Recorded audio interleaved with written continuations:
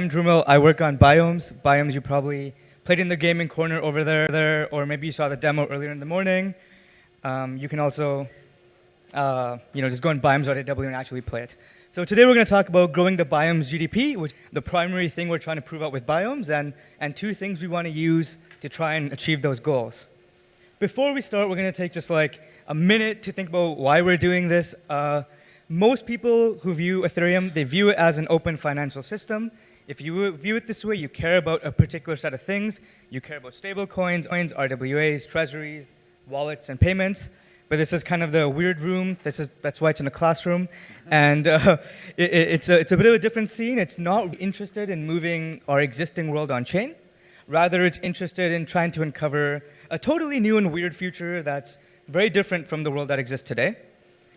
And if I was going to sum up the core question that's being asked in this room, okay, I think people probably will have a problem with me speaking on behalf of the room, but I will do it. If Bitcoin was able to birth digital coins that people treat like real valuable coins, can we basically 100x this and birth a digital planet that people treat like a real planet? And I think the short answer is that I think we can, and I think it actually might end up being much more simple and obvious than we might have thought before. There might be a line of sight to this.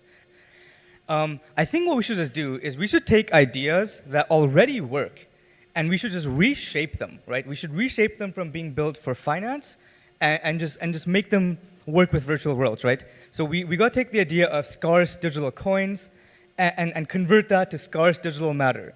We got to take tamper-proof IOUs and turn that into tamper-proof physics, and we got to take smart contracts and turn that into smart items.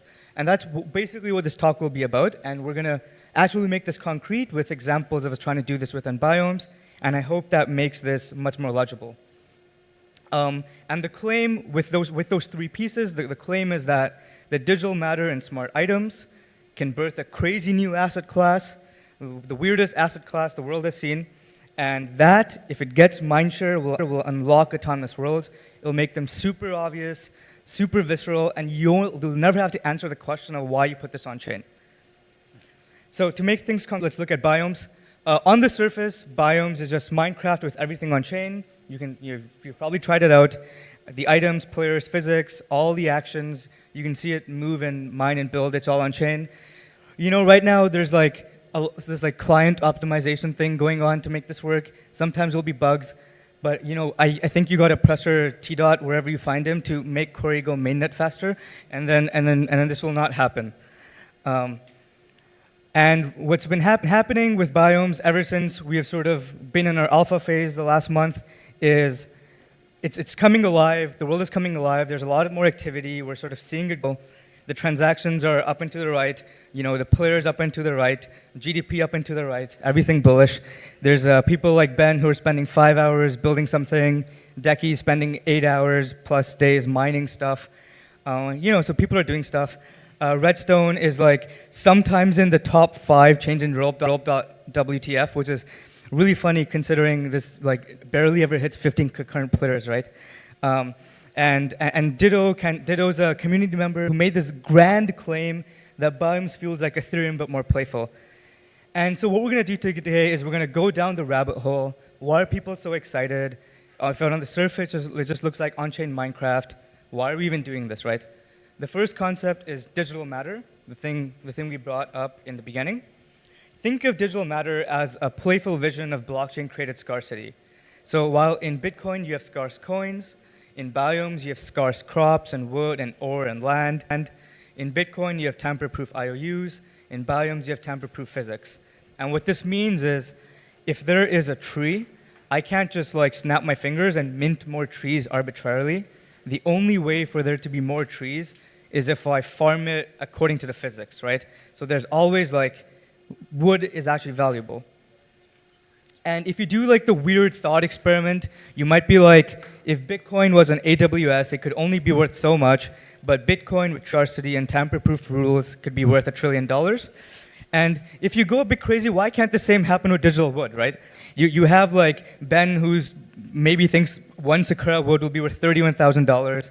So like this can happen. You just need to believe, right? And just like having lots of scarce Bitcoin grants you power in Bitcoin's world, controlling lots of the scarce resources and land lets you build businesses and be effective in the biomes world. The second thing we're going to look at is smart items. So look at digital matter, now we're going to look at smart items. Smart items present a playful vision of smart contracts. You can think of them as items with functionality in the physics that you can program with a smart contract. They make it really easy for players to build real economies for anything in the world. To visualize it, think of a smart contract as a chip. And you can insert a chip into an item, like a chest, to program it. So if I have my Uniswap chip and I put it into a chest, it turns into a Uniswap chest. And at this point, if people mine ores around the world, they can put ores in the chest and get, swap it for some tokens according to the AMM prices, or they can give tokens to the chest and get ores according to the AMM set prices. And you can sort of take this concept and basically apply it to all the kinds of different objects in the world. You can imagine I have a door and I turn it into a token gate, right? I need the token to actually open it. So what you just did here is you gave the Homer Simpson treatment to Ethereum, where if you told Homer Simpson what is a token gate, that's what he would think it is, right? And so now you're taking all of these smart contract patterns and you're just making them much more relatable for a more normal audience. So you can turn a door into a token gate, a force field, a cart, a bed. And with all of these items, you can build a lot of cool stuff. And these are all real examples of things that are already being built within Biomes. The Bazaar is the Biomes version of Uniswap. It's like this shop with a lot of liquidity where you can trade all kinds of items for coins. The funny thing is, as soon as we made the Bazaar, there's this existing other group that put up a really crappy shop next to it, relatively, and it's like the sushi swap of Biomes, right? And it's trying to vampire attack the Bazaar and take all the liquidity. You also have Sakura Temple, where there's this big temple where you donate Sakura wood to get this membership NFT. They use all that wood to build the largest Sakura tree in the world, and all future Sakura meme events that happen will probably gate access based on whether you donated the Sakura tree and got the NFT. The Castle Hotel Sakura Inn, they give you safe spaces to sleep and recharge your player and log out without worrying about getting grieved. And in return, you just sort of have to pay rent. The Pyramid Arena and Parkour Challenge are going to host a bunch of games, and these games will use smart items to have betting and prize pools and everything. So in a way, you can basically think of these as deploying dApps inside of a virtual world, right? And third, if you have digital matter and you have smart items, you have a new asset class. And I think it will be the craziest asset class that crypto's ever seen, maybe the world has ever seen. And I think when that asset class gets mindshare is when we no longer have a classroom and we have a building. So to sort of imagine a chest, right? And I can program a chest with a smart contract. Imagine I program it such that when a player gets gold ore from the world, which is scarce, and they put it in, it mints a coin, right? So now you have a coin that is backed by the actual gold in the virtual world. And if I put the coin in, it burns the coin and lets me take out a gold ore. And every time this happens, the chest takes a small fee. And it uses that fee to incentivize players to charge the force field and defense of the chest to make sure it cannot be broken in. If this coin rises in price, let's say it's even worth 10 million or something, it becomes extremely, extremely obvious why all the gold ores need to be provably scarce. Because if I just mint more gold ores out of thin air, I can just put them in the chest and mint more coins for myself. So it's really obvious why you don't want, you need the gold ores to be scarce and you don't want the devs to just randomly mint more. It's also really obvious why the physics needs to be on chain. Because if I change the physics such that it becomes super easy to break the force field, I can now come in and steal all the gold ores from within the chest. And now that coin that was backed by the gold ores is no longer backed by anything, and it's just going to plummet, right? So if you have this asset class take off, it's super, super obvious why the actual physics and research of the world are significant. To do one more example, we can kind of imagine how in the 2021 crazy bull cycle, there was this idea of NFT land, right? So basically in the Sandbox and Decentraland, you could own and trade land NFTs, And if you held one of these NFTs, you had total forever land ownership of that land. And this was really good for a particular type of user, that you can have hyper-rational financial markets and speculation on those NFTs. Because if I buy a land NFT, I forever own that land. So I can, speculate on it and trade these NFTs 8 months down the line. It'd be totally okay. You do that in biomes, right? If you want to control land in biomes, you need to build defenses. You need a military, you need a force field. The military can now decide that, okay, us military are protecting this land. We're going to tokenize this land and sell it to you. And if you hold this token, you're allowed to come and build within our premises, knowing that everything will be secure. Let's say I buy this token, I come back in 4 months, and that military is just dead, all the defenses are broken. Now this token doesn't mean anything. Even if I hold this token, I don't actually have access to any land, right? So now you have this entire asset class that is only worth anything as long as players actually maintain their defenses. And what you just did right here is you made a fundamental switch. You made a switch from the system caring about who owns what asset into the system only caring about physics, and assets can live on top of them, but the assets are not the first-class citizen. To make it concrete, you went from metaverse land NFTs, where you own something until you sell it, to a tokenized force field, where you own something until someone breaks the force field. And when you have a new asset class, you birth an economy with new properties. This requires new types of participation and appeals to a new set of users, which is really cool, which is why even though this has voxels and stuff, it's not the sandbox, right? It's a very different system. And this brings us back to the original claim that we started off with. Digital matter and smart items can birth a crazy new asset class, tokenize digital commodities, tokenize force fields that will unlock autonomous worlds, because they'll make the autonomous worlds really obvious. And to visualize it one more time, you think, let's just expand that statement. Unlike Bitcoin's scarce digital coins and tamper-proof IOUs, autonomous worlds will have scarce digital matter and tamper-proof physics.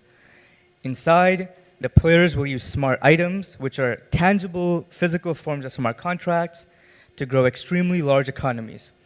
And what we have done here is we've kept it simple. We haven't went too outside and too wild.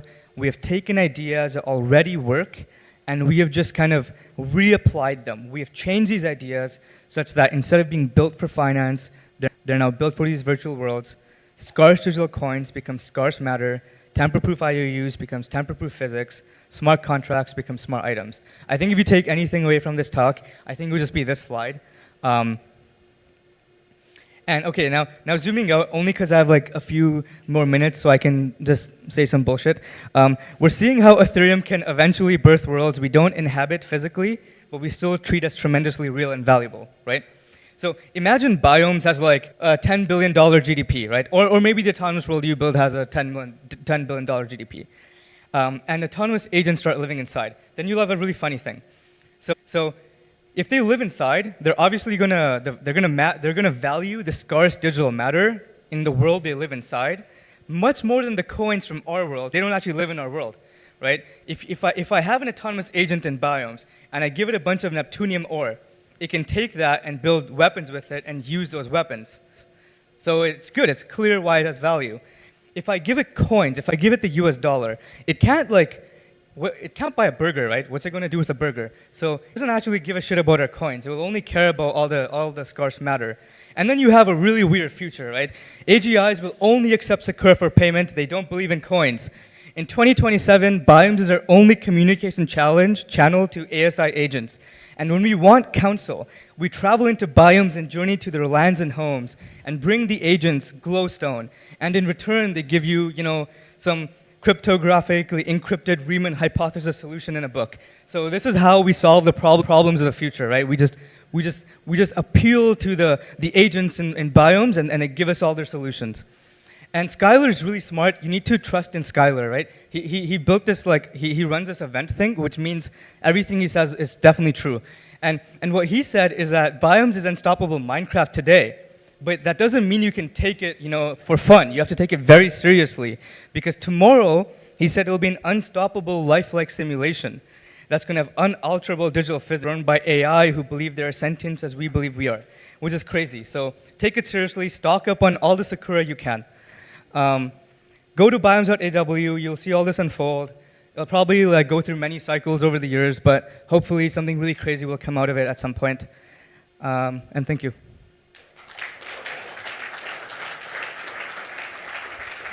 All right, question times. As before, scan the QR code, log in with Zupass, start asking your questions. You can also upvote other questions if you want them to come to the top of the screen. Please do that so we don't have to scroll because it was awkward last time. So we'll start with the first question. Can smart items interact with the world, like place or remove blocks and define regions? Yeah, so smart items are items with functionality in the world. For example, a chest is an item that you can store stuff in and take stuff out of. A door is an item that you open or close to enter something. So smart items are just like regular items with functionality in the world. And all you do is by inserting a smart contract into the item, you can hook into that functionality and further augment it with your own economics, right? So I turn a door that opens and closes into a door that is now token gating before deciding if it wants to open or close. Thank you. What are the considerations when designing or deploying physics in new primitives? It seems that playing God is high stakes. Yeah, I feel like something we've been noticing is as people start investing their time into this stuff and they start building stuff with the world, especially if they use smart items, so now they're actually building an economy in the world, you can't anymore just arbitrarily push physics updates. If we start randomly one day minting a lot more Sakura trees, it kind of screws up what a lot of people are building. So it does make it more high stakes. You need to really get some sort of rough consensus within your community so you don't piss people off or trying to build stuff inside. It is higher stakes, yeah. Okay, I'll take the digital physics one. So how can we design digital physics to attract agents to live in our games? Coins may be useful for them to pay for compute and storage. Second part is probably a statement, not a question. Yeah. So okay, ultimately I'm going to say at the end of the day, right now Biomes is very much Minecraft. We're not creating some super AGI thing. But okay, how do we design this this world? How do we evolve Biomes to attract agents? I think basically if you get the GDP of the world to be high enough, if you reach a world where there's Neptunium ore, people value it at $100 because they can build a weapon with it and be powerful in the world. Agents might just want to live in these worlds from a purely rational region, such that all the GDPs there and all the activities there. Okay, I think there's one down there, which was, can you play for free and earn for free? Can you play for free? At some point, I'm sure you'll be able to play for semi-free when you have the passkey onboarding stuff, so you won't need to worry too much about gas. What you can do in the world is, I can come in. Okay, imagine this. Imagine you have different parts of the world, have different types of resources that they're abundant in. If I build a train system to move resources from one part of the world to another part to create all these arbitrage opportunities, if I build this train system, I just need to play the game and build a train, right? And then I protect the train system with a force field to make sure it can't be broken down by others. And they make this train system start charging tickets for people to actually take it. I can start selling these tickets. People can buy them, and now I'm making money from the game. But it's not play to earn in the sense of I'm earning these points. It's kind of if you build a business inside and the world sort of has a GDP, then you can the normal actions you take inside will be economically significant.